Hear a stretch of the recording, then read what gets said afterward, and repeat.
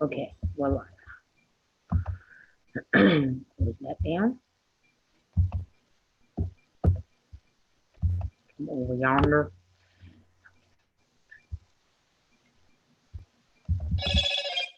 Hello, Moto. Mm, Everything done now. And it's your life.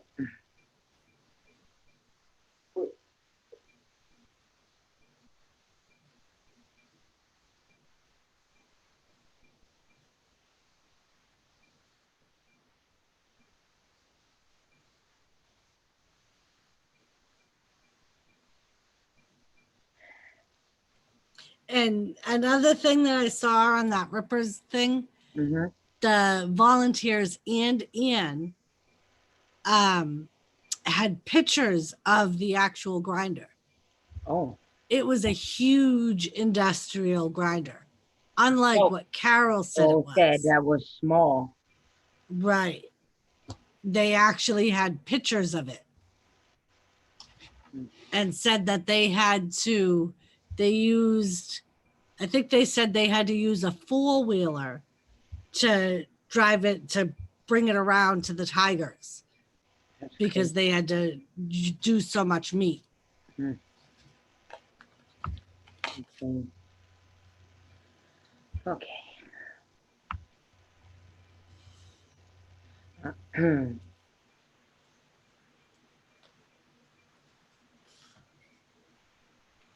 Little Einstein. Hey, Lady C. Hey, West Haven. Thank you for joining us. Hello? I'm going to be starting in a momento. Gotta share it out and monetize it. You know, all that fancy schmancy stuff.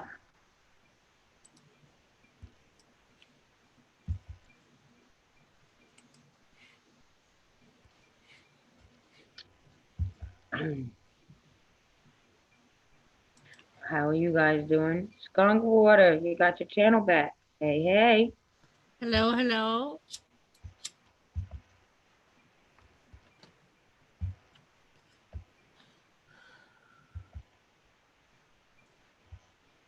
Thank you, Lady C's. Thank you, Lady C. Glad to see you back around. There, Dollar. Gaffa. Gaffer. This isn't a roundtable shenanigans stream, Gaffer. It's not a kid one either, Gaffa. Yeah, yeah. It's not kids. We're talking about the Tiger King. I don't know if you feel any better about that than you do the kid ones, but Well, hey, there's a lot of nudes and drugs and sex hey. and all that stuff Gaffer likes with the Tiger King. I was gonna say everything on your little wish list, Gaffa. We might be able to find some nudes for Carol Baskin if we look hard enough. Hey, Dustin. Dustin. Dustin said Gaffer's always looking for something for you. Ain't we all, Dustin? Ain't we all? All right. I'm waiting for a few more people to come in. I don't know how many people will be here because there's other people live streaming. But we're gonna do our thing and then do our regular thing after. Uh, how you doing, Dustin? My brother from another. Good, Dustin.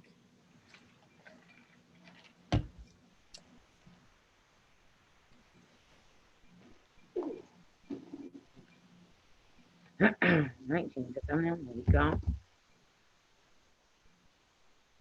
All right. So is everybody?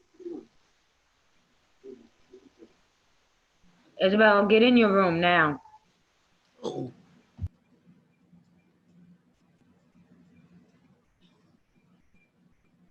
Isabel got put on blast, guys.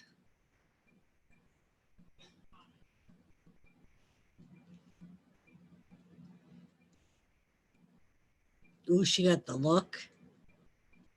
Sorry, my daughter. I'm like, she got put on blast and she just got the look. All right. So is everybody? There's not a lot of people here, but we're gonna start because I Whatever. We'll move on. I've just learned that this is how it's gonna be for right now because of the situation I had to take care of. So I'm not getting much love right now because of that situation. Um. So, how many people besides Dustin? Because I know Dustin knows about the Tiger King. Um, we've covered the Tiger King, me, Bashel, and Doris many times. Not many times, but we have covered the Tiger King. So I want to know what any and everybody knows in chat.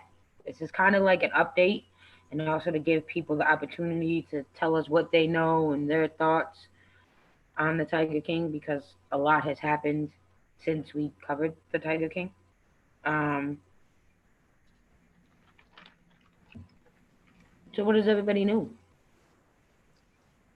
And unless you're like me and Doris, you're not gonna follow every detail about the Tiger King. But this is what me and Doris do. This is we find it entertaining. Hey, I work 2 jobs. I have very little things that make me happy. Right.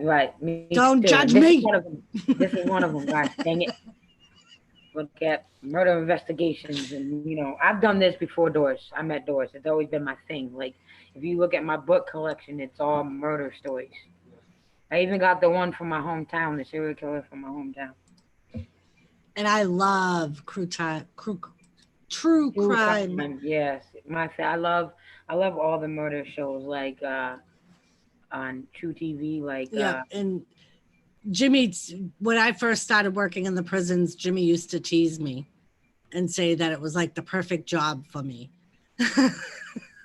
he was a king of tigers. Well, that's what he self-proclaimed himself, Gaffer. Yes. So basically, Joe Exotic is the Tiger King. Really, today it's not so much about him because he is incarcerated for being accused of plotting to get Carol Bassett killed, among animal cruelty charges and stuff. Tonight, the update is basically on Jeff Rose, the guy that took over Joe's Zoo, and Carol Bassett. And there's a little bit about Joe, but mainly it's about them two. Oh my God, Gaffer. And a lot of it is like the aftermath of like the repercussions of the Netflix documentary. Right. And for the people that followed the Tiger King saga story, a lot of the stuff that's starting to come down and starting to happen now, we already knew. We all had a gut feeling that this was how it was going to end. Or not end because it's far from done yet, but this is how it was going to all start to play out. So we're going to start with Jeff Lowe's because there's Carol Baskett, even in when we first covered the Tiger King, Carol Baskett and Joe Exotic took up most of the story. More so Carol. And it's going to be again tonight too. Carol's going to take up a lot more of what we talk about. The most recent for Jeff Lowe's is that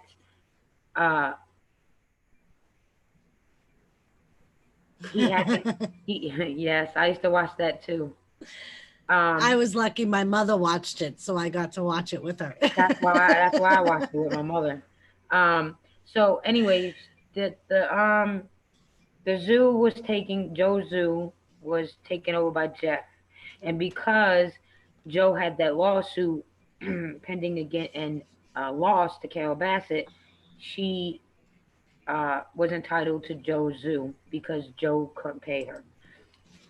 So she has taken over the zoo, but Jeff Lowe's refused to give her the animals because not all the animals was Joe's.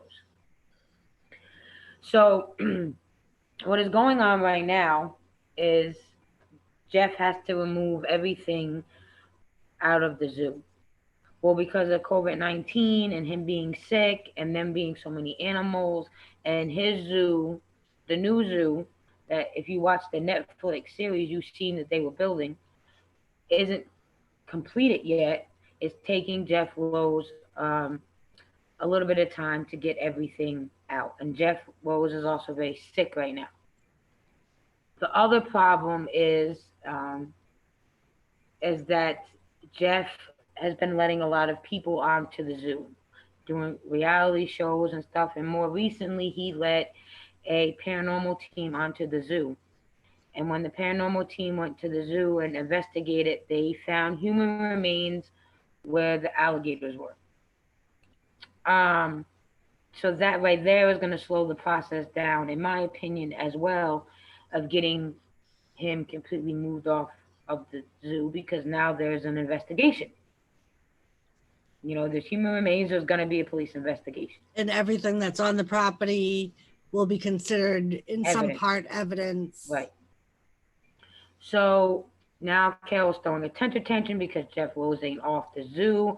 But even without COVID-19 and him being sick, the possibility of having it, even though he was tested twice and it came up negative, and the police investigation because of the human remains being found, the time frame she gave him just wasn't realistic. It just wasn't. Now, this is a rumor. I could not confirm it, but it is the new zoo where it's being built is on the borderline of Texas and where Joe Exotic Zoo is. So it's in the borderline. So both states have their guidelines, and Jeff has to meet both of them. It is rumored that Texas has helped Jeff Lowe finish, has given him money to finish up the zoo. Which, if they did, they are smart as fuck, because anything that has to do with Joe Exotic and the Tiger King is going to bring in millions. So, Darren, to answer your question, wrong tigers and wrong person that was fed to the tigers. We're going to get to that. Yeah, we're getting to that. As of right now, Dan and Jenna, they are not denying or confirming that it was tiger remains. The rumor at first was, and Joe Exotic denied this, is that people would come to Joe and ask Joe to bury their family members on the zoo property because they love the zoo so much. Joe Exotic has denied that. It has also been said that if it is human remains that was found, it could not have been in the time frame of Joe having the zoo. And if it is human remains, it has to, Jeff Lowe would be in trouble for it because of the amount of the time of the decomposition, if I'm saying that right. But it hasn't been confirmed or denied that yet, damn it, Jenna, that it was animal remains. There is animal remains throughout that zoo, but Joe Exotic has already admitted to that. And when this whole investigation started because cadaver dogs hit on certain areas in the park, Jeff Lowe tried getting the investigation not to happen by saying that they had just had a storm and apparently there's a cemetery or something not far away. Right there. And that is the scent that the cadaver dogs picked up, is scent that was blown in from off of the property. Because I'm gonna tell you how I know that there is a cemetery near there. Because they're saying there was rumors that Joe would not bury all the tigers there, that he would take them to the cemetery and bury some of the tigers there too. Maybe Mrs. Baskett's husband. No, we're gonna get there, RC Arch. We're gonna get there. Ghost Adventures, but yes, right. Ghost Adventures, even because they at first thought themselves that it could have been tiger remains, and then they looked closer and they were like, "That's not a tiger."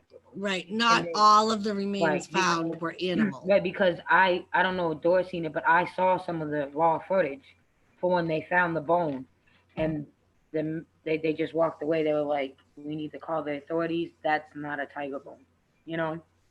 So, um, as of right now, Jeff Lowe cannot, uh, because of the investigation along with COVID and him being sick and the zoo not being completed yet, cannot. All his tigers are in the new zoo.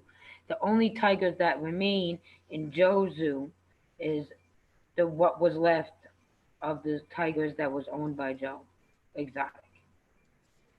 Okay, now to get in, because everybody always wants to talk about Carol Baskin. But before we get into it, there's a small thing about Joe Exotic we got to get into just a tiny bit, and then we'll get into Carol Bassett. As of right now on Twitter, um, there is a petition going, and I said this the very last time we gave a little bit of an update on the Tiger King.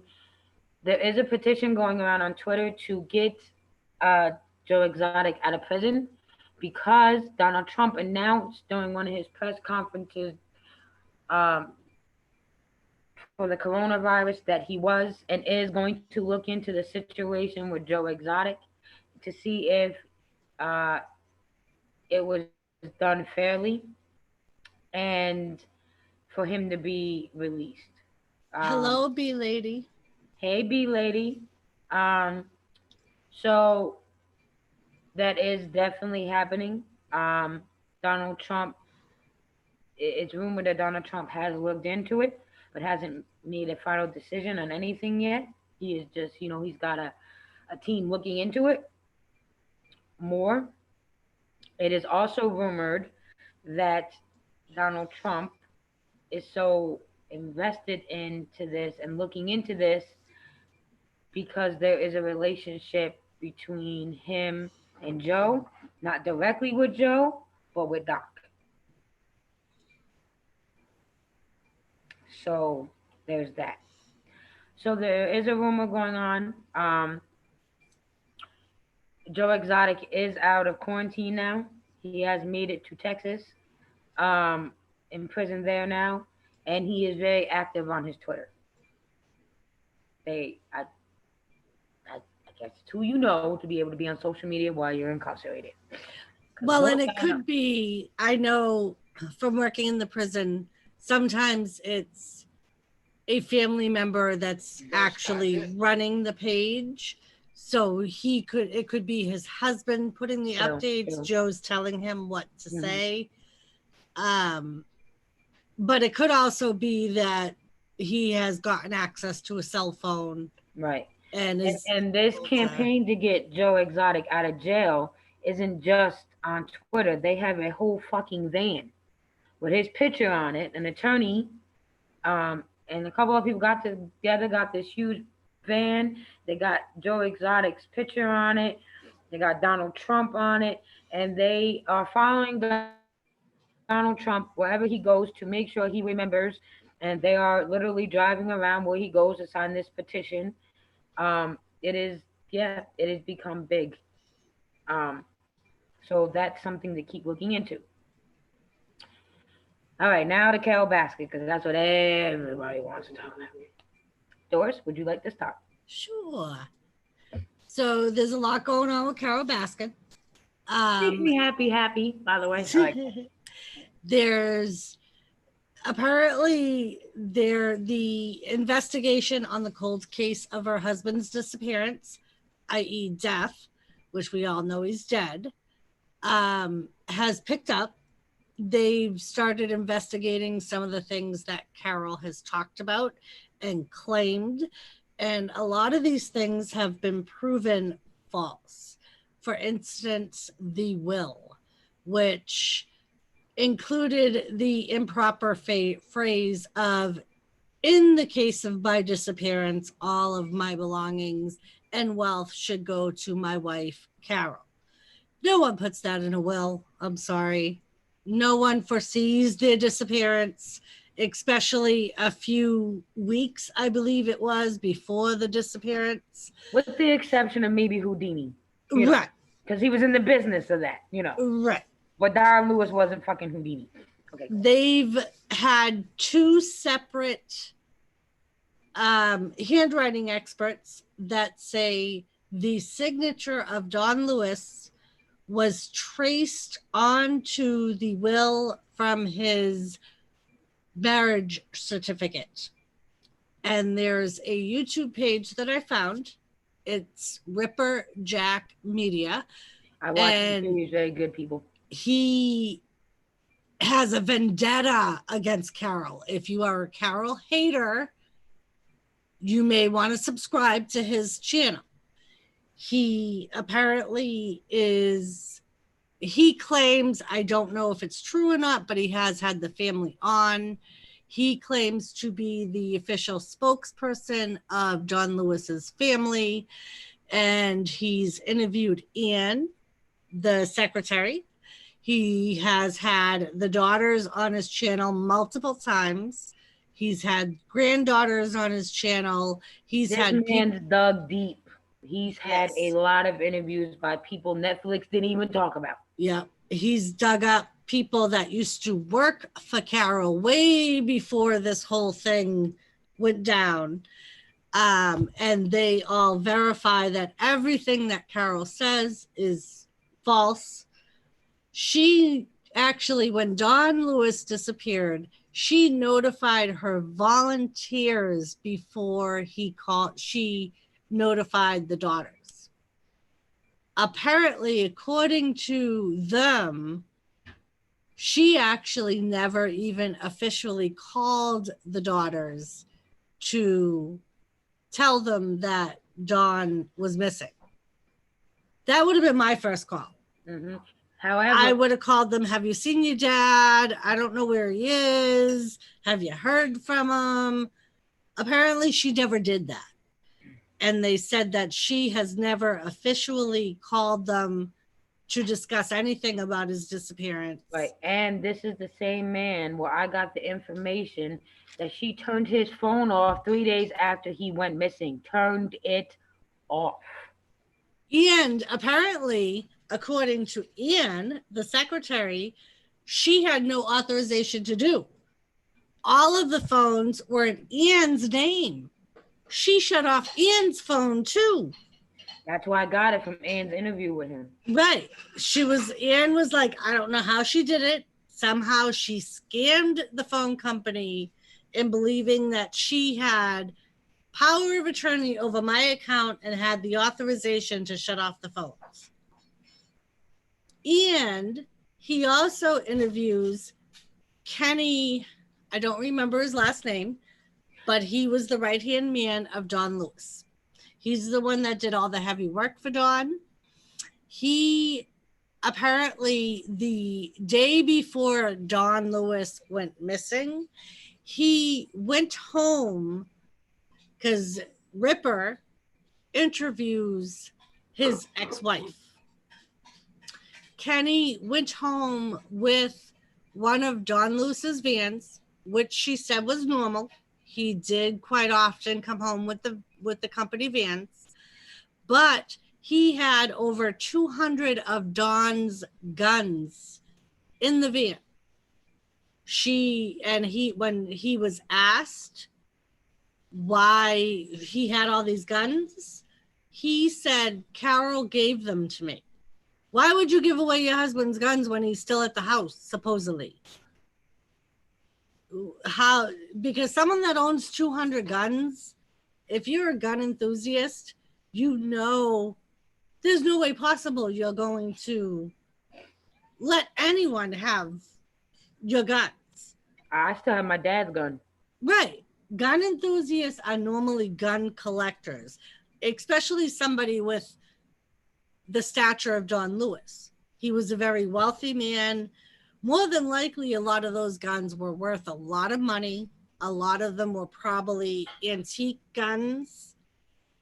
Yep. So at the same interview, apparently this Kenny guy was abusive.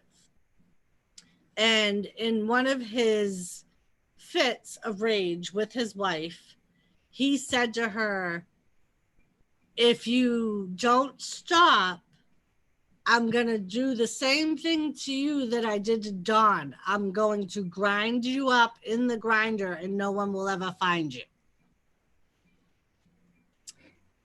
And they showed a picture, both this woman and two volunteers and a staff member that worked at the time it was called Wild Big Cat, Wild Big Cat or something like that, Wild Park. That was when Don Lewis was still alive. They said that they have all seen the industrial grinder.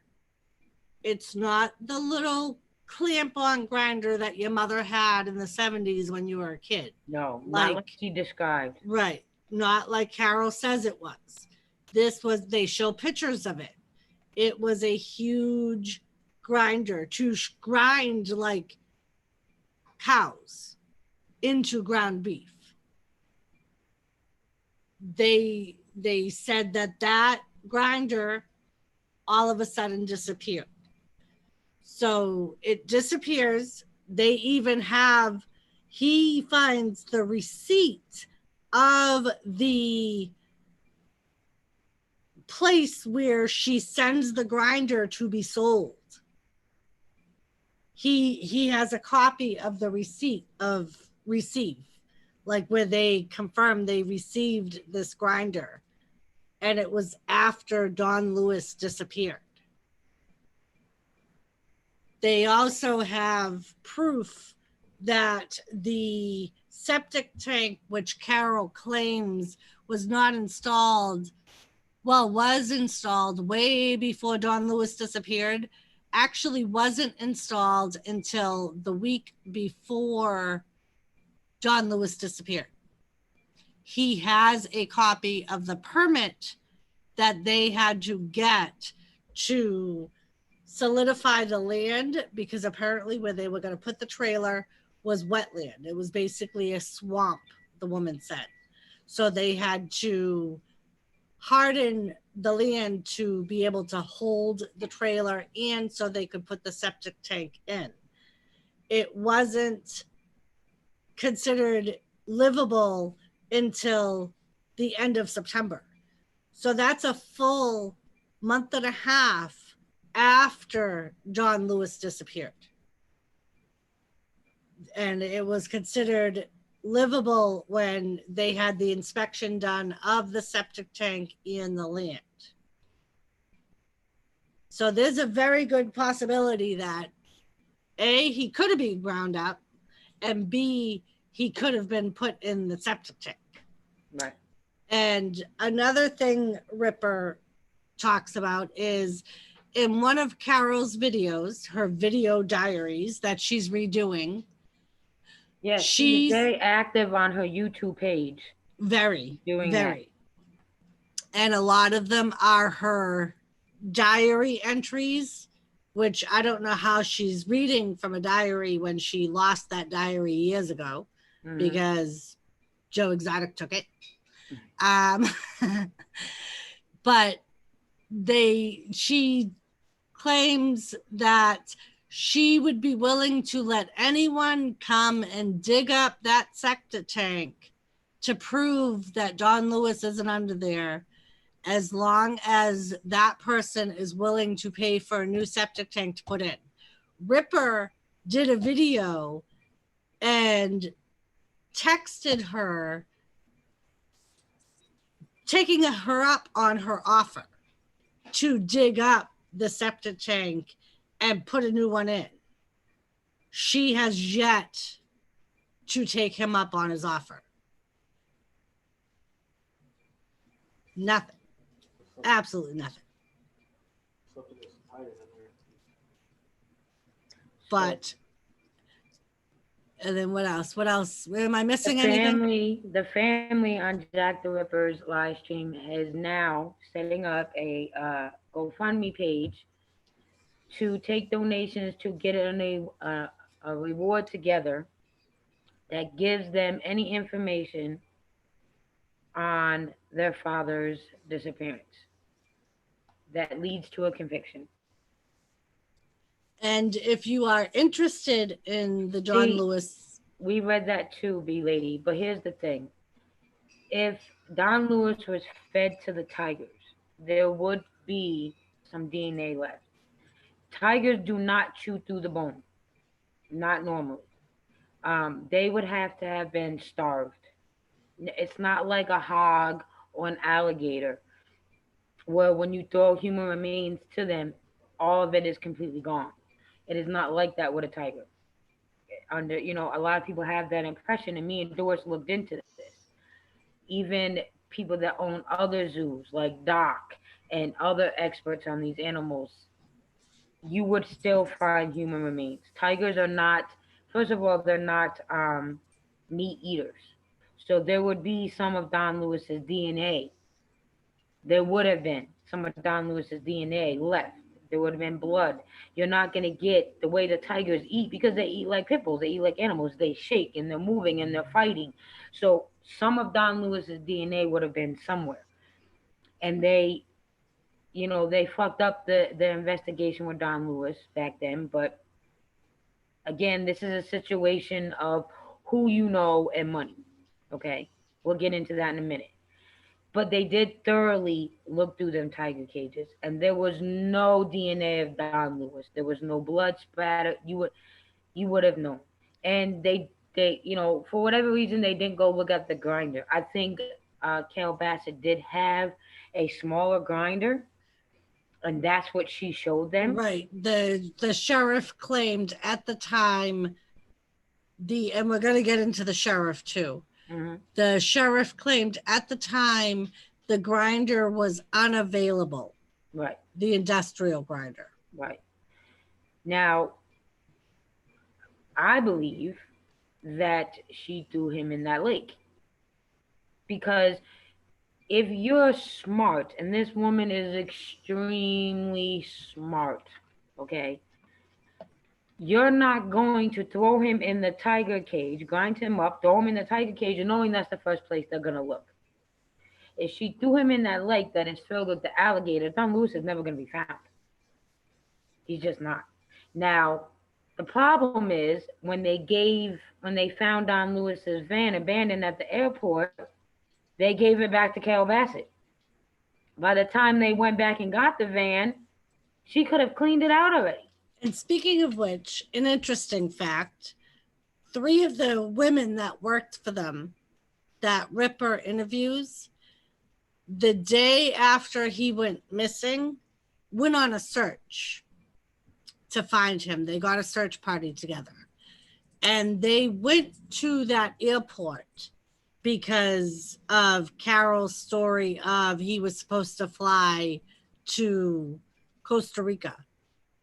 That van was parked in a different spot than where the cops found it days later. Right. And people that went and searching for Don Lewis on their own, talk to the people in the airport, because back then you have to realize it's not as high tech as it is now. Now we can go in, they can pull up a video, the tape of that day and see if you see Don Lewis going to whatever. It wasn't high tech back then. So you had to literally get on the ground and talk to people. And they talked to airport officials and airport workers. Nobody saw Don Lewis that day.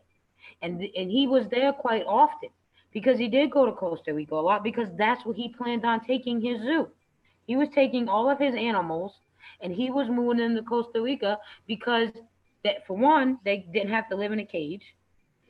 And he could have had an open zoo, and the restrictions wasn't as bad in Costa Rica. That's one. It was also later found out Don Lewis had a girlfriend in Costa Rica. So they were used to seeing him.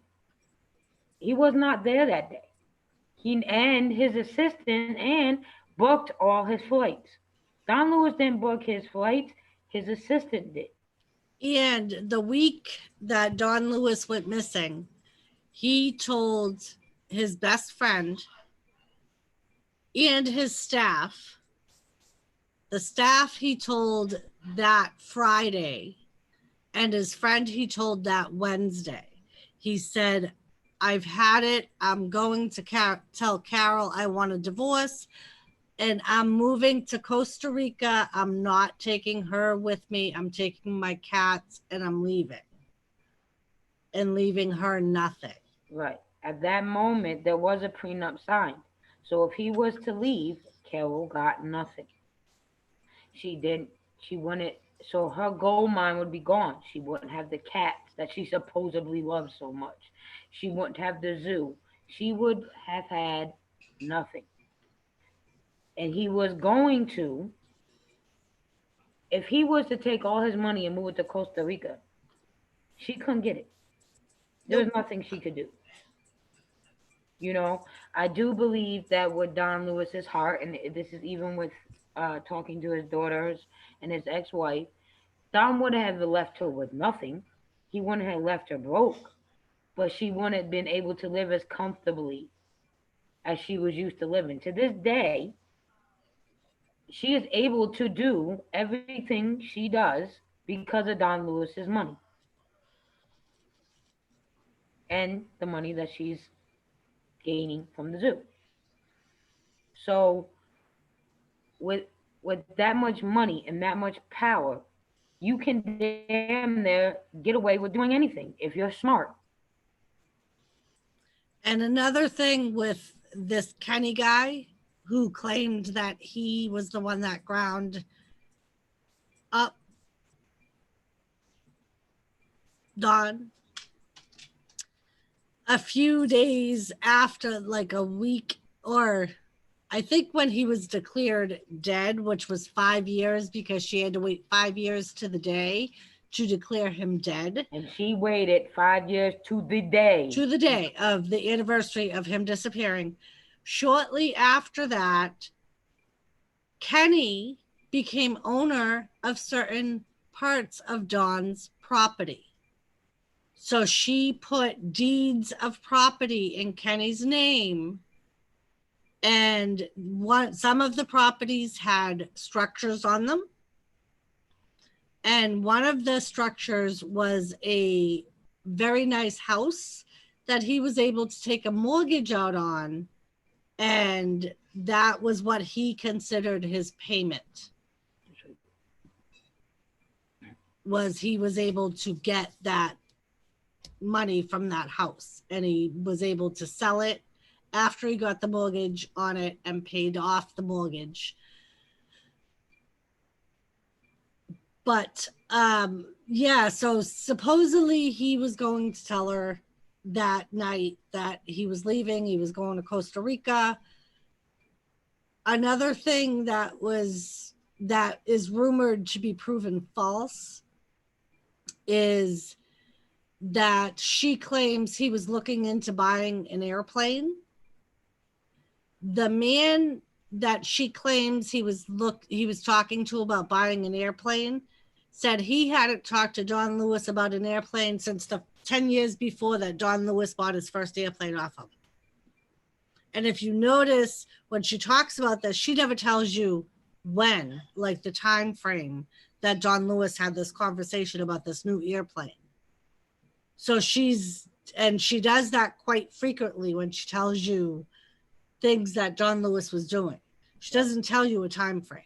And hold on to answer your question, B lady. If you listen to Joe Exotic, you listen to Doc and Jeff Lowe and some of the people that worked for Carol Baskin.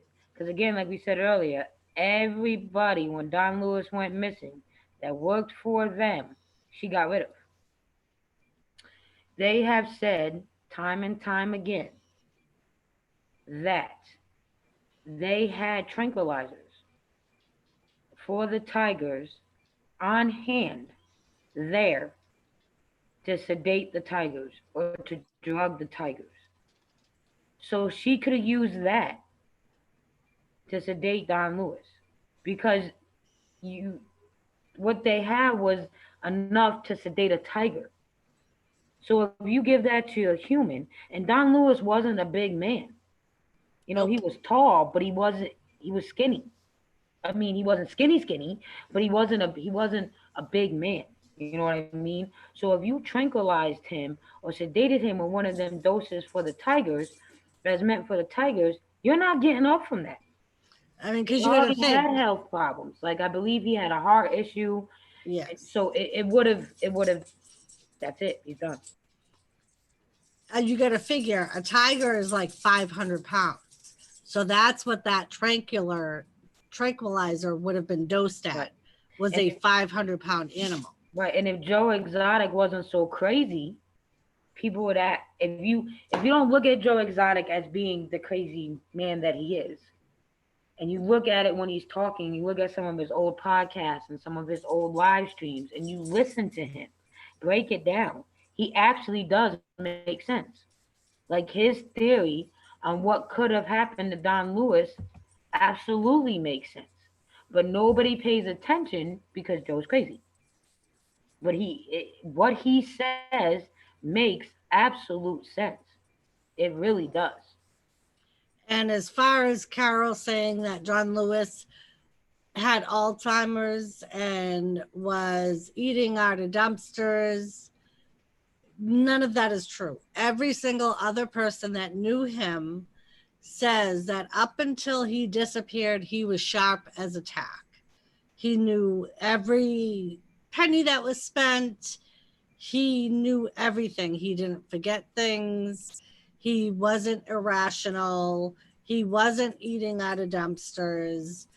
And he would bring strangers home, yes, because that was the kind of man he was. He would bring homeless And men remember, home people, and feed them. remember, he brought strangers home. He met Carol Basket when she was walking down the street in her nightgown and a robe hitchhiking. Okay? Remember.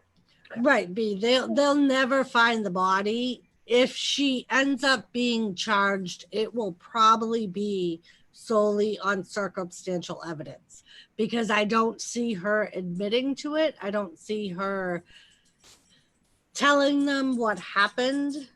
And you're right, they will never find the body. They will never find any DNA. And It's that not closure. That's what the family wants. right, and that's basically the family just wants someone to be found at Well, fault. right. And this is what happened, B lady. Joe Exotic has said time and time again, and he has like put thought into this.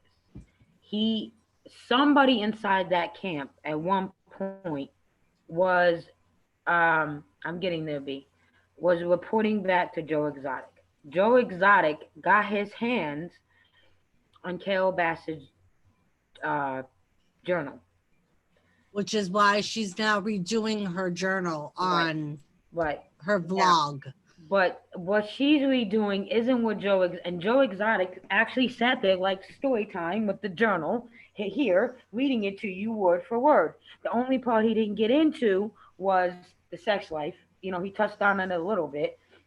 And then she was talking about murdering this man and how to get away with it and how unhappy she was and blah blah blah. And then he broke it down to people. He was like, there was a way for her to get rid of him, and none of us knowing. She has a grinder there. She has the animal tranquilizers. We all have them. Owning the zoo, we all have them because we have to sedate the tigers a time or two for whatever reason. You know what I mean? We have to sedate them. We have to calm them down. We have them. You know, it's almost mandatory that we have them. And Joe said, me being the owner of the zoo and that people working with the tigers, we are trained on how to use them. So she knows how to use them. And he's the one that put in my head and it stuck. You give a man the size of Don Lewis a tranquilizer that's meant for the size of a tiger, with his health conditions, he's dropping dead. Joe went and got police reports where she has beaten the hell out of Don Lewis. And the cops refused to do anything because that time, in that age, in that part of society, there was no domestic violence from that. He even himself tried to get a restraining order against Carol Bassett, and they wouldn't do it. They looked at it, it was just a domestic squabble. As a matter of fact, speaking of that restraining order, the day he left his office, when he told his staff that he was going home and telling her he wanted a divorce, he gave Anne a sealed envelope, which she said he did all the time. Because what he would do when he had meetings, he would make notes. and he would give it to Ian in a sealed envelope and say, hold on to this till I tell you I want it. And if he had another meeting with that person and they tried changing the agreement, he would take out that envelope and he would say, this is what we originally agreed on. I made notes. Right. So that's what he did. Right. Inside that envelope, he said to her, if anything ever happens to me, you know what to do with this. Right. Inside that envelope was a copy of that restraining order where Carol Baskin threatened to kill him 3 times. Joe Exotic also pointed out, and he had proof again because somebody inside their camp was talking to Joe Exotic, had proof that when Don Lewis went missing, she had already been into another relationship. And the person that she was in the relationship with was who they thought may have helped her kill Don Lewis. Nobody thinks that she herself did it. She may have given him the tranquilizer, but she herself did not grind Don Lewis's body up. Carol Baskin back then was very young and very beautiful, and she was known even before Don Lewis to use her body to get what she wanted. So that is what Joe Exotic assumed Carol did. It's also assumed that she knew and was already talking to her husband now, long before Don Lewis died, because her husband now was a part of a very large law firm. He is a lawyer. He's a very, I guess, well-known lawyer where they live. So she had plans in place leading up to Don Lewis's disappearance. You're right, but she is the one that had the most to gain out of John Lewis's disappearance and death. And in this day and age with technology, just because you don't have a body doesn't mean there is no murder. That may have been back then, but now her actions now is what's making everybody assume, and she's making herself look more guilty. And one of the reasons, not anymore, they can charge someone with murder with no body. Doris will know she works in a prison. It's been done. If they have enough circumstantial evidence, they can charge them with murder. Doesn't mean they'll be found guilty, but they can charge them. And technically, during the interrogation, the cops could lie and say, we found DNA in the grinder. How's she going to prove they didn't? Right. And that's actually what they use a lot. They'll tell the person they found their DNA, or they found DNA of the victim at their house, or because if they know enough of the details, they can work a lie into the details to trick the person. They're allowed to do that. Well, B-Lady, what's happening now is because of the Netflix series. They didn't expect it to go off and get as big as it did. But because of that, more people are coming with more information. And Carol Baskin herself is starting to lose her grip and is making herself look guilty. So the hope is right now, it's that old euphemism. You give someone enough rope, they're going to hang themselves. And that's basically what Carol Baskin is starting to do. Yes, B, I believe they do have the diary. They do. The guy leading the investigation now, the new guy, does have her diary. They also have a copy of the letter that she wrote to John's ex-wife. Mm-hmm. They have phone records leading up to his disappearance, not just her phone, but Don Lewis's phone. And when she said she was frantically calling him for days and days and days, she left one voicemail. B, I didn't say they could use your words. They can lie. They can say they found DNA. They do it all the time. She's making herself look guilty. If you go back and watch some of her vlogs, whenever she'll talk about people questioning her stories, she'll retell the stories and they change. The details in those stories change as she's retelling them.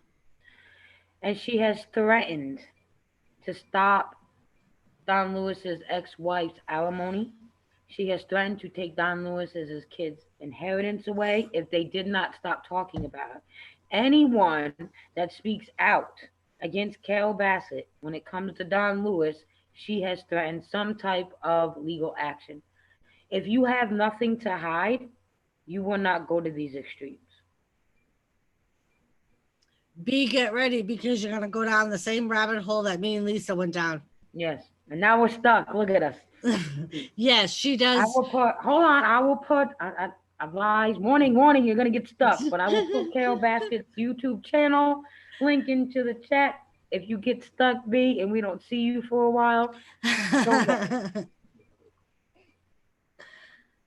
And one of the reasons I believe that the investigation has gone cold is Ripper was able to, someone had contacted him and brought him a page that was looking into the big cat sanctuary that Carole runs. And they had a copy, which apparently is public record. They have a copy of their financial reports and all of their donation records. The sheriff that has been the sheriff since Don Lewis disappeared is actually connected to her sanctuary. His family's wife, or his wife's family, apparently are incredibly wealthy. They own a big company, and right now he's bringing it up. Mm-hmm. Yeah. And everybody, while Doris is telling you this, let's not forget her brother is also a sheriff that works in this department. And 3 days prior to Don Lewis's going missing, she met her brother in his squad car in Don Lewis's van. But apparently they can track donations that are made from the sheriff's wife's family. And I'm not saying that had anything to do with the sheriff, but in my opinion, that's conflict of interest. He should have recused himself. He should have sent it to the FBI. He should not have been. It should have went there when her brother was in that department and they allowed him to be a part of that investigation. Yeah, you gotta dig deep. You can't just go by. Listen, B, this is what we do with everything me and Doris do. We don't just go by the documentaries. Like when we did Gabriel and when we first did the Tiger King, we didn't just go by the Netflix. In order to get facts, you got to dig deep, darling. And it takes hours and hours of looking in the stuff. We don't just go by what we see on YouTube and what we see on Netflix. We dig deep, like deep, and we spend hours doing this stuff. It's not, because what happens with the Netflix documentary and YouTube and stuff, that's all one-sided. And what we try to do is not come at you with a one-sided, but we try to make it equal. You know what I mean? Not biased. We try. Carole Baskin, on the other hand, makes it extremely hard not for it to be biased. And it's not just the Don Lewis thing. There's more about Carole Baskin that goes beyond Don Lewis. She's went after all these Joe Exotic and and Jeff Lowe and Doc and all these other people that own these zoos, and she's a hypocrite. She is. We're gonna get into that. It's not just Don Lewis's disappearance. It's Carol Basket as a human being. Period. She is a fucking hypocrite. Plain and simple. We're gonna get into that too. Doris looked really hard into this. This woman is running a nonprofit organization and is profiting off it. But She's a hypocrite. it's not only when I say he should have recused himself, it's not only because it can affect his investigation. If he actually stood by his word and investigated this and she got charged, her lawyers could have used that as a reason to have the charges thrown out because he had a personal connection to her and her sanctuary before and after Don Lewis disappeared. That's like it could be a conflict of interest on both sides. Right. And B, when you dig into Carol Basket, you're gonna see she's not. Yeah, you're see like me and Doris did. Like we tried with Carol Basket. Like we were, and when we first started the Tiger King, we were torn. Like we didn't know how to feel because Joe tried to get this woman killed. And then nobody should try to take another human being's life. So we were torn in the Actually, middle. yes. If a judge, like for instance, had stood on a case of a previous case and found that man not guilty, they could use that to get a case thrown out. It happened to me. I had a judge in a family's court case recused himself from the case because he was involved in a case with my ex's older sister, and she was involved in the case in family courts previous. So he stepped down and had another judge take over. I've seen officers remove themselves from cases because they're either friends of the family or they had prior dealings with an offender and it wouldn't be ethical for them to stay.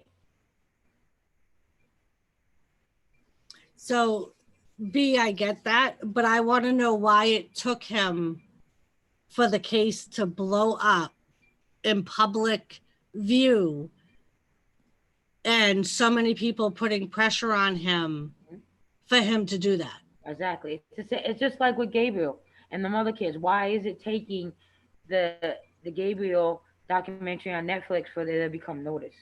Why did it have to take that long? It's the same thing with Don Lewis. Why does this man's murder have to go unsolved all these years and the Netflix documentary bring it to light? And according to Don Lewis's family, this cop has never interviewed them, has never asked them what happened the days before the disappearance or the days after, or was your father really going insane like she says, or like, according to them, I'm not saying it's true. It's just what they're saying. Right, but they didn't try to find proof. No, back then they did. By saying that the grinder was unavailable, what does that mean? Right.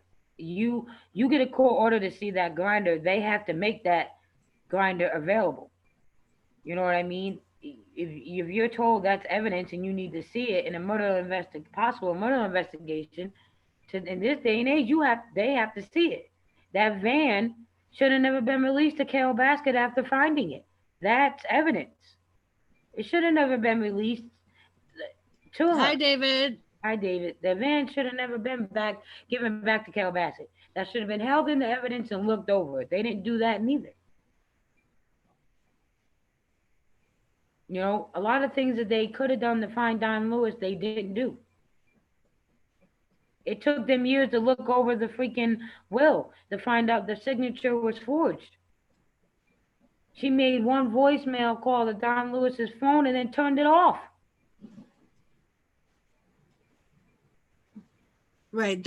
It's just a lot of things that I question as to why they took at face value, Right. like her And giving B, away and his B, belongings. right. We're also forgetting that for her to forge that will, she broke in to her husband's company. Broke in. If you are Don Lewis's wife, you should have had access to be able to get in. Why didn't you have that? Why did you have to get the person running the yard to snip the chain with bolt cutters to let you into that office to steal paperwork you need to forge the will? And then take it over, you and your father. Why would you have to do that? Don Lewis wasn't even gone a week when she did all this.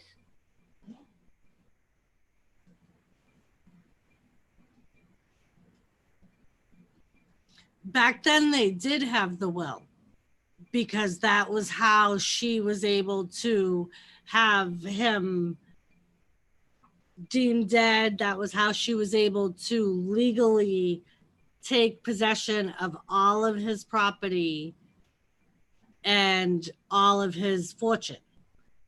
All the paperwork she needed to get that will forged was in his assistant Ann's office that was locked up, and she had everything because Don Lewis trusted her with everything. She ran his estate, she ran everything. And Carol Basket knew she couldn't get nothing unless Ann gave it up. Ann had strict instructions what to do with Don Lewis's stuff if anything was to happen to him. Carol Basket knew that, broke into the office, went through Ann's stuff, got everything she needed to take over, and then got rid of Ann. I know. I know. It's a good debate, B. We're not against you. It's a good debate. It's very hard to do devil's advocate at the same time of trying to, and that's what we're trying to do. Mm-hmm. The police now have the will. Originally, his secretary, Ann, had one copy of a will, which was his original will. It was in his will. And Ann had a power of attorney I'll be right back. that also got filed with Don Lewis's attorney. Like apparently she has been his power of attorney if he was deemed unable to make decisions or legal decisions to have to do with his business. She was the one that would make those decisions. Yes, I believe they have the original will and the one that she changed. So the original will was the one that Ann had a copy of, and his attorney had a copy of. She, what's her face, Carol, changed the will and made her and Ann executors of his estate. In the original will, only Ann was the executive of his estate. She also had it changed to the beneficiaries of his fortune and his property, to where his children got 10% of his fortune, because according to them, they're just now proving that the will that Karen gave them, they have two different handwriting experts that have said his signature on that will that Carol had is a forgery. They claim that it was traced off of his marriage certificate. No, yes, one was original and one she changed. When she changed the will, she supposedly forged his signature and had a housekeeper that worked for her who was a notary notarize it, claiming that she witnessed John Lewis sign the document. She even went to court, apparently, when John Lewis was declared dead. Yes, apparently, from what I understand, which is part of the problem. So they went to court when the family tried to fight the second will. The housekeeper, who was the notary, was called by Carol, and according to her, was told what to say in court. When she was interviewed recently, she said both her and a lawyer, I don't know who the lawyer was, but they both signed the legal document saying that they witnessed him signing it. Both say they never witnessed him signing it. Both say they never saw the will. They could be lying, but that is what they are both claiming now, is that they never saw this will that she has their signatures on, saying that they witnessed both parties signing. It's confusing. It is. But apparently the woman who was the notary said she doesn't remember anything about a will and that she was just a housekeeper, is what her exact words were. You can look up the interview. It was released from a news station. It's not a video, it's an article. And they talk about the interview they did with this woman.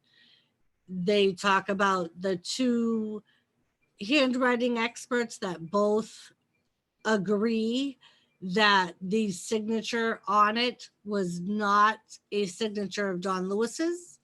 They believe that it was traced off of his marriage certificate.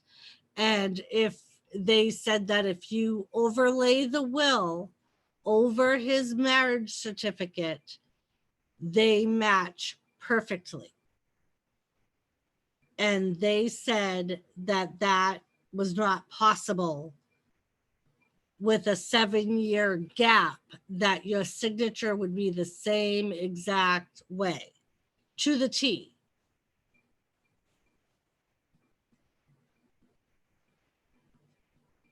Go right ahead. But yes. Before we get off the signature thing, B, I know you're a very intelligent lady. So every expert has always said, and I know this from my experience, and me and Doris were talking about this earlier, you can sign your signature in one day 7 different times, and that signature will not be the same. But there's characteristics that won't change. For an example, how I make my L and my B and my first and last name never changes. For an example, when I make an I, it's not a dot, it's always a little circle. Well, it used to be, I had to change that. But it used to always be a little circle. When I write my Z's, there's always, I write a Z, and then I put a little line in the middle. I do the same thing when I write a 7. When I write a 7, there's a little line in the middle. I learned that from when I took French class. There's always characteristics of a signature that never changes. So when she traced that signature, she did not get the characteristics right, the ones that never changes. If I'm making sense. Yeah, that's fine, me. I'm just that's just the point I'm trying to make. You write your signature 7 times, and your signature changes except for the one characteristic that never changes, or two. In my case, there's two: the B and the L. I mean, the L and the B never change. Right, B, I do the same thing. I part cursive and part write my name. Right. See, that's a characteristic you have, B. That's what we're talking about. That's a characteristic. My ex does the same thing. My ex does a big C, and then his H is uh, print, and then the rest is all scribble scrabble. The same thing with his last name. The B is regular, and then the rest is all scribble scrabble. You know what I mean? Characteristic. That's what I'm talking about, B. Like, that's how she got caught. That's the problem, B. The court didn't rule anything on the signatures. Because it hasn't made it to court yet. The police have it. The court only ruled on the will that Carol had. But I believe the police have both wills, but none of this has gone to court. So the court has not seen both wills. Okay, so we have a half hour left to this stream. So we're gonna move away from Don Lewis for a little bit because that will take up most of the stream. There is stuff that we need to talk about with her zoo. We haven't gotten into that yet, right? No. Okay, so we're just gonna move away from Don Lewis because we can stay on Don Lewis and Carol. Everyone talks about this. It's the huge topic. But a lot of what goes on with the feeling of Carol Basket killing Don Lewis is part of her character. So if you get into the zoo, it shows her character. Okay? So upon investigating, Doris found some interesting facts. And I found that she has went after Joe Exotic mainly. She has went after Doc. She has went after now Jeff, good old Jeff. She's went after him now. But her herself has had violations in her zoo. No one has ever been allowed to completely walk through all of the zoo. Only what people are allowed to see is what is shown when you go to visit the zoo. Okay? Carol Basket puts on this big front like she's the best caregiver of all her animals, and quite frankly, she is not. Even the animals in Joe Exotic Zoo was taken care of and lived better than Carol Basket's tigers. This isn't just my opinion. This is people that's worked with her. Shut up, Gaffer. There has been people that have flown helicopters just to see the zoo, and it's bad. She complained about that, so they have flown a drone over her zoo, and it is bad, people. Okay? I said this when we first started investigating, and we started doing the topic strings of the Tiger King, and I will continue to say this. I do believe what Doc get accused of doing with his animals, like euthanizing and cremating the cubs when they're no longer beneficial for him.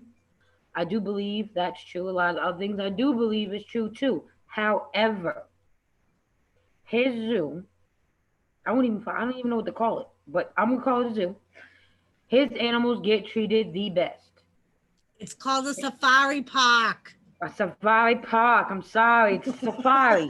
This is why it's called a safari, ladies and gentlemen. His animals roam free throughout the entire day. The only time the tigers and other animals are tied, chained, or put in cages is when the safari is closed. And that's because you can't have lions, tigers, and bears all night roaming around all night, get escape and people. Don't forget Bubbles. So they get, and Bubbles. I love Bubbles. Bubbles is the elephant. Bubbles is Doc's elephant. I love the elephant. Anyway. So anyways. She looks crazy, B. She looks crazy. She is crazy. That woman is crazy. Anyways. His animals roam free until the safari, I'm about to call it the zoo again, closes. You can watch. He has a YouTube channel. He has a podcast. He has all the you. Joe Exotic was the same way. Joe Exotic got himself in trouble because he had cameras, crews following him around every day, all day. You cannot hide nothing when you have that. The same with Doc.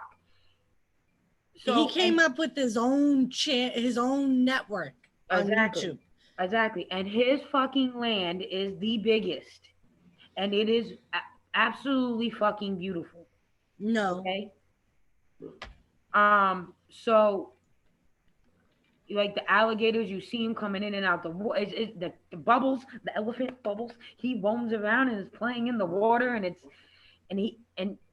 and what the Netflix documentary didn't show you about Doc is that he doesn't just have bubbles, and he doesn't just have the alligators and the tigers and the cubs.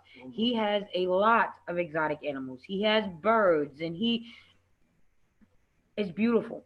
It really is beautiful. He's a chauvinistic, sexist pig, but his safari is beautiful. And this man has never once had any violations. Now, if you listen to Carole Baskin and her husband talk, Carole Baskin has only went after Doc twice. The first fight was a little longer. The second one only lasted a month. And her husband that she's married to now will tell you every time they have tried to go after Doc, they were unsuccessful. And if you listen to him, there's this whole big conspiracy theory. You can't get Doc because he's doing what he's supposed to. And the size of the safari Doc has, you can't hurry up and clean up before they come. It'd be impossible. So, Carole Baskin has had fines. She has gotten caught doing what she wasn't supposed to do. You know what I mean? Carole Baskin has went after Joe Exotic about being scared of the tigers and blah, blah, blah. Okay. Like I said, Joe's crazy, but I love him. I am a Joe Exotic fan. I'm not going to lie. I've said it since day one. But I think that's because I just relate to him. Anyways, you see him in the cages working. He was scared of the tigers, but you see him in there working and doing all that he's supposed to do. Interacting. Never once have you seen Carole Baskin or her husband or her little daughter in them cages interacting with them tigers. Former workers of hers will tell you. Shut up, Jimmy. Yes, shut up, Jimmy. Former workers of Carole Baskin will say themselves. She is married to an old man. She is married to an old man, a lawyer. That the tigers don't have no relationship with Carole Baskin at all. None. And she has a lot more than what you guys see.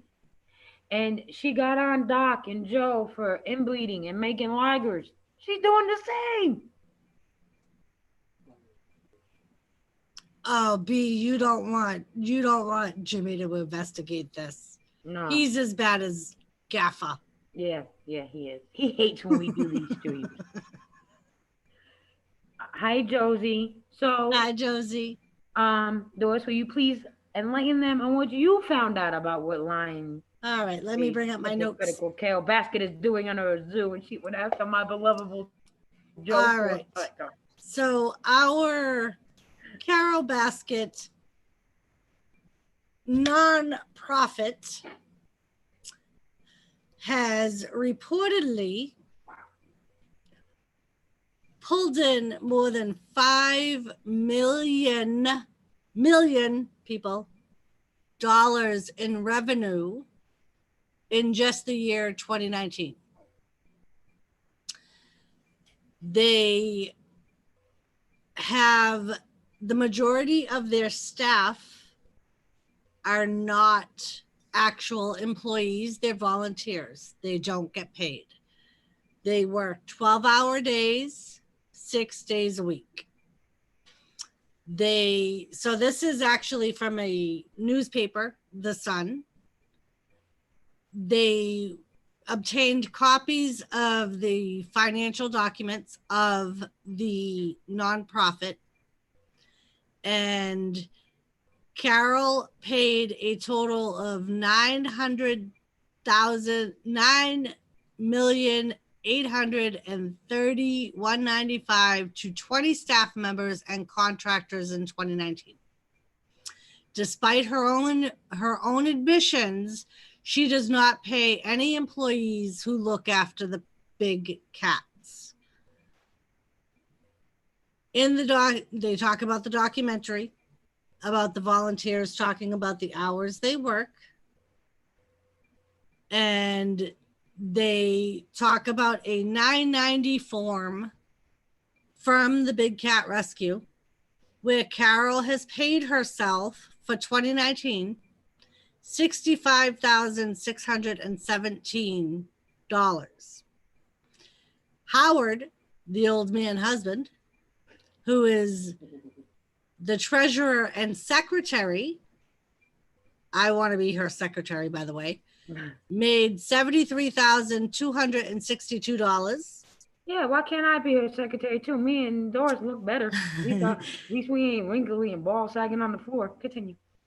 Her daughter, Jamie, who is the charity's president, was paid $76,120. This is based off of a 60-hour work week for all three. No, B, she enjoys the attention online too much. She's not going to give you an online job. It shows that they hire a total of, I don't know why they use the word hire, but they have a total of 82 volunteers to care for around 50 cats. Hello, who Kirsty. Hello, supposedly are abandoned or orphaned. But when I watched an interview of former volunteers and staff that worked for her, there are a total of 2 big cats at her sanctuary that were actually abandoned or orphaned. Most of the cats that she has have either been bought or were bred and born at her park. Isn't that something that she supposedly said Joe Exotic was doing badly, is breeding cats? Hello. So the charity made more than $5 million in revenue last year. They spent $2 million on animal care, while $138,000 was given out as contributions and grants to wildlife causes. The documents also show that Big Rescue added $1,839,000 to the pot in just 1 year, with net assets for the profit now at a staggering $13 million. The charity has previously said it accumulates reserves to weather downturns in the economy and eventually build an endowment that will be critical to long-term survival of the sanctuary. Carol has faced numerous accusations since the documentary, and she answers those by saying that she was betrayed in the documentary, led to believe that it was focused on her sanctuary, not Joe Exotic. And hold on, before we go on, she was tricked. She said, people, okay, now this is the same woman since the documentary was aired, was tricked to not 1, not 2, but 3 interviews on YouTube. 1 just a few months ago was tricked. Okay. And she released a lengthy statement on the website of Big Cat Rescue. I believe it's bigcatrescue.com. Hold on, B. I have the website. I will put it in chat for you. Continue, Doris. It's in Florida, B. It's in Hillsborough County. I don't know the exact city. I'm going to give her the website. It has it all there. So she claims that what she released in the statement says, some viewers not familiar with how the IRS approved nonprofits operate hear Joe lie and claim Carol makes money or profits from the sanctuaries that we do not pay our workers. Nonprofits have some paid staff. Salaries here are in the 30s to the 60s. Then they have people who want to do something meaningful for a good cause with their time, so they volunteer. By definition, volunteers are not paid. They donate their time. All sanctuary income, whether it is from tours, donations, or a gift shop, stay in the nonprofit to support its mission. This is in her statement, people. Carol gets none of that money, just her salary, like the other employees. She worked 60 plus hours and didn't take a paycheck for the first 20 years. In the first 11 years of the sanctuary, she was the largest donor each year. You were a millionaire, lady. I think you could afford it. Joe never had volunteers because of the horrible way he treated people. The charity added about 100 people volunteer to help the sanctuary because it gives them. Hold on. In Joe's defense, he wasn't the greatest to his employees, but Joe also hired people that came out of rehab. There was a point in the Netflix documentary where this woman just got off the bus from jail, had nowhere to go. Joe spoke to her for 10 minutes, gave her $100, not knowing the woman, and gave her a job. Oh. That's why again, I know Joe is crazy. He is batshit crazy.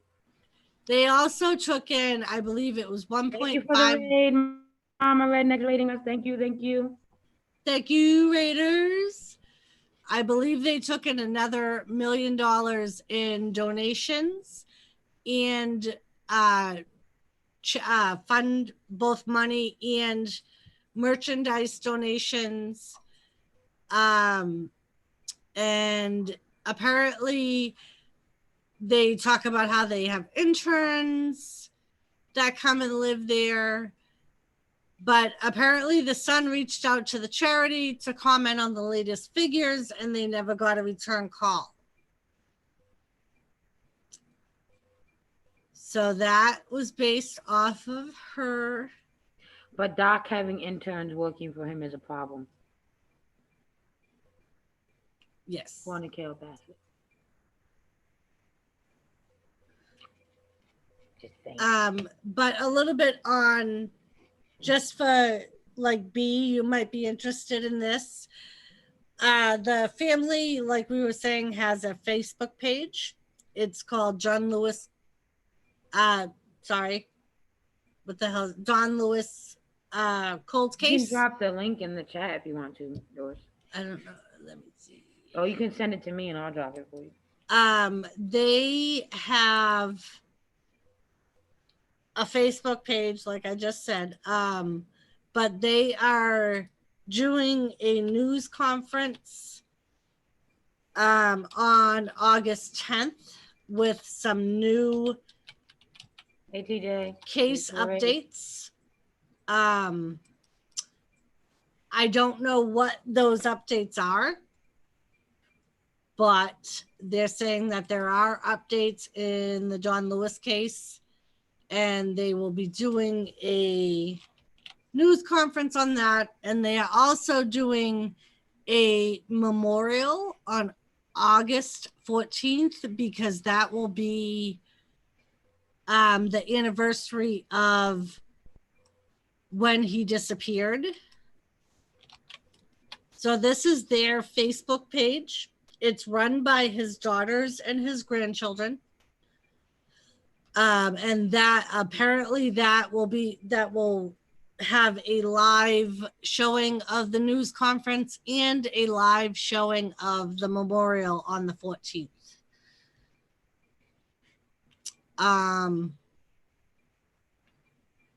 And then I think that is all I have. Yeah. So that is all the updates on the Tiger King. Not really much on Joe, but you know, Carol Baskett usually, even with the documentary, kind of sucked up it all because she's just like a sponge and it's toxic. And okay. But as of right now, the human remains and from Joe Zoo. We're gonna try to keep up with all this. I'm gonna put the website, the YouTube channel back in that me and Doris watched. That he covers all this and gets all the interviews and all this. And the one thing, he is a Carol basher, but he also has actual documents that he shows you to back what he's saying. And he does show clips of Carol's videos that he's rebutting. Like if there's information she releases that he's proven is false, he'll show you the clip to her video where she talks about it. And then he'll show you his documents of why it's false or why it was proven false. And one thing I wanted to touch on, Lisa talked about the lake and that we thought he was thrown in, Don Lewis was thrown into the lake for the alligators. The lake we're talking about is a piece of land that Don Lewis owned that I believe was 180 acres.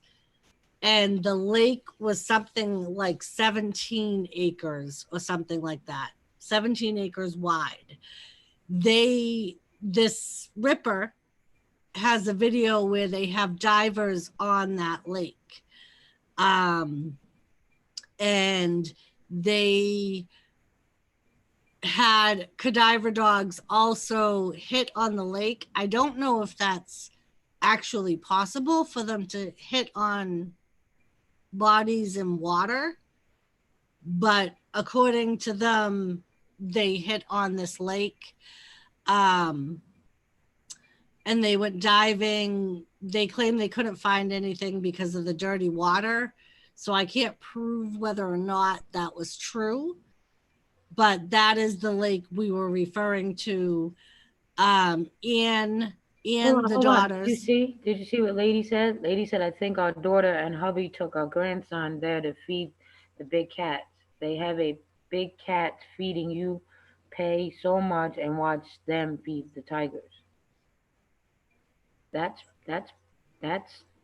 I don't know why, that's pretty cool, me. Like someone actually. Well, and I know that one of the interviews that Ripper does with someone else that worked there said that was how he first got introduced to Carroll's Park. He was said, do you want to walk? I think they said it was a cougar, or do you want to feed a cougar? And he was like, yeah, I think that would be cool.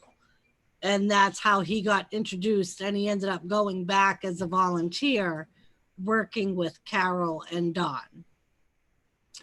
I just think that's pretty cool that possibly someone from our chat's been there. Well, her daughter. That's pretty cool. Right.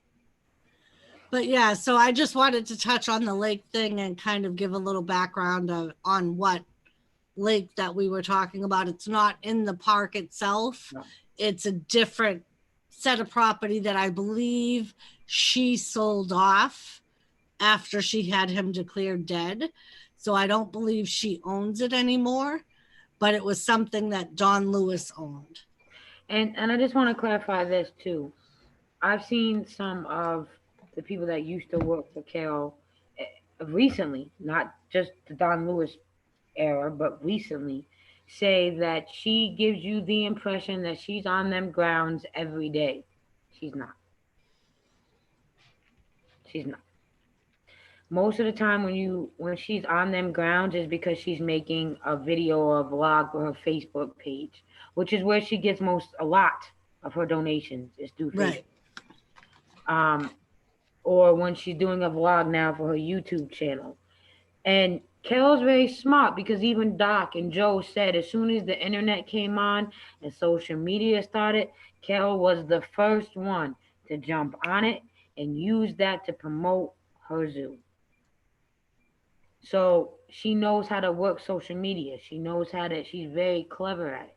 So that when you see her riding her bike on Facebook during her live streams or during her YouTube stuff, she's not on the property most other than them times you see her live streaming doing it. And Or I don't even posting think videos. she rides the bicycle anymore Right. because she's afraid that Tiger King and his followers are still going to try to kill her. And then, in my opinion, Jeff is more dangerous to her than Joe. Like, he tried killing her and couldn't even supposedly, allegedly, he tried killing her and didn't even do it right. So I think Jeff is more dangerous, and she keeps poking that bear. So I don't think it's Joe you got to worry about right now, darling. But B, I'm excited to learn what you find out. Yeah, me too. Like we said, we welcome anyone that has any new information. And it don't even have to, it don't even have to match what we have. Like, you don't even gotta Right. agree with us. Like, we do these because we like this. We like the conversation. It takes us out of the crazy and makes us, think. It makes us, and me and Doris like this crap. And I hope you do go and watch some of Carol's blogs. She's crazy. Oh yeah. But they are funny. Right. Just the way she talks and hey, all you cool cats and kittens. And you see her when she's starting to get mad and she's catching herself. You know what I mean? You can see it. Like, this woman's got issues. Like, she's not all there. She's just really not. At least Joe admits it's crazy and embraces it. And that was the other thing that I wanted to talk about. One of our biggest pet peeves about Joe was how he used to take the animals on tours to the malls and things. On one of Ripper's videos, he interviews, I said, 2 volunteers and an employee.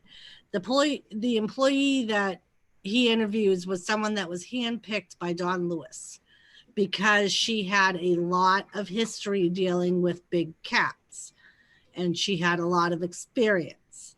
So he wanted her. And this woman says how she did that same exact thing for Carol. She took cubs and cats on tours and took them to New York and did so-called educational things with people and at shows and things like that. So that just kind of goes back to the everything she's claiming they're doing wrong.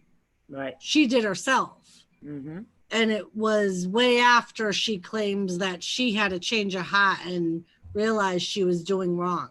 This was still in the 2000s that she was doing this. Mm-hmm. Because this woman left her, I think she said in 2001, and was doing it up until she left. And another thing that is very important, and this always slips my mind. What Big Cat Rescue is now, that I don't believe that was always where it was at. And it was at one point, it wasn't called Big Cat Rescue. It all changed. That all changed after Don Lewis's disappearance. Because the sheriff, one of the deputies, said in an interview, he talks about how that wasn't the name. I don't remember. Right, it was Wildlife something. Right. Wildlife on Easy Street. That's what it was called. And I can't remember if it was the same land or if she moved it. That I have to go back and look again. But I think it is the same land, because I think she's still on Easy Street. Oh, you may be right. I think you are right. But it wasn't the same name neither. She changed the name not long after Don Lewis's disappearance. All right. Okay. So the Tiger King stream is over. If you were a baby cub, you can get nipples all the time. Gaffer, calm down. All right. So anyways, we're going to end the Tiger King live stream and then we're gonna start up a regular roundtable stream, and I'll have a drink with y'all and talk and laugh and ha ha ha, and yeah. So see you guys in a couple. And minutes. Gaffer, boobies. Yeah, see, Wait a there's minute. boobies behind doors. Lots and lots Boobies. of boobies behind doors. We'll be back in a couple of minutes. Bye. Wait. Bye. Mhm.